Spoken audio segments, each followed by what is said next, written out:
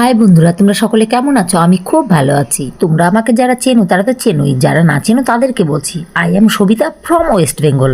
আজকে আমি চলে এসেছি জঙ্গলে ঘুরতে। জঙ্গলের ভিতরে একটা টাওয়ার আছে, সেখানে অনেক কিছু দেখা যায়, সেখানেই এসেছি। টাওয়ারটা কতটা সুন্দর তাই না? এবার টাওয়ারের উপর উঠা যাক। এখানে নানান ধরনের জীবজন্তু দেখার জন্য এই টাওয়ারেই উঠতে হয়। উঠতে উঠতে হাঁপিয়ে গেলাম।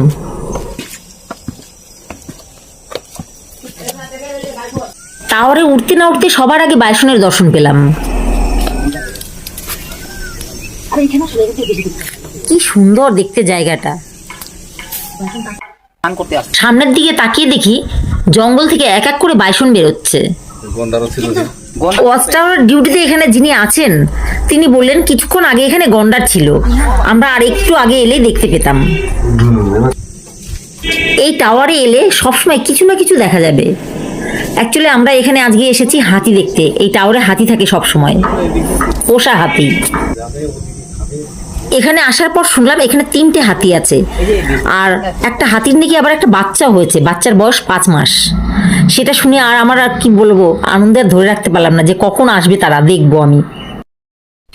আমরা যখন গেছি তখন হাতিগুলো ছিল না, ওরা খেতে গিয়েছিল, খাবে, স্নান করাবে, তারপরে আসবে।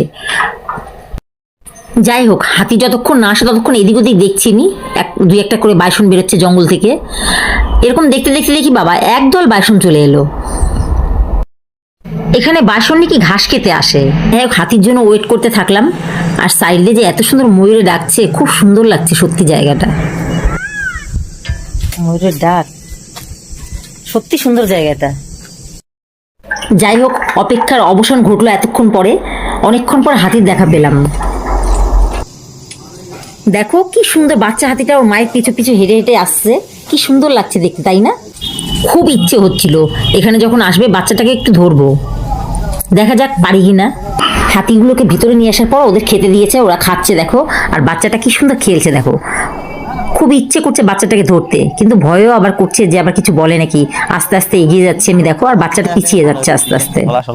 আমি ওদের দেখে ভয় পাচ্ছি, অথচ দেখো বাচ্চাটা আমাকে দেখে ভয় পাচ্ছে যে আমাকে কিছু করবে কিনা। দেখো পিছিয়ে যাচ্ছে, ওকে আমি ধরতেই পারলাম না অনেক চেষ্টা করে। দেখো কি সুন্দর দেখাচ্ছে তাই না হাতিগুলোকে। যাই হোক, এত দূর থেকে এলাম, ওদের একটু আদর করবো না তাই কি হয়? ভয়ও করছিল, তো ভাবলাম না একটু কাছে গিয়ে আদর করে আসি। দেখো খুব ভয়ে ভয়ে যাচ্ছিলাম আমি।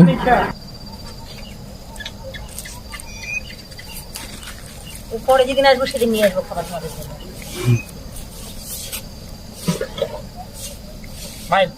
যাই হোক, ওদেরকে এখন খাবার দেবে তাই নিয়ে যাচ্ছে।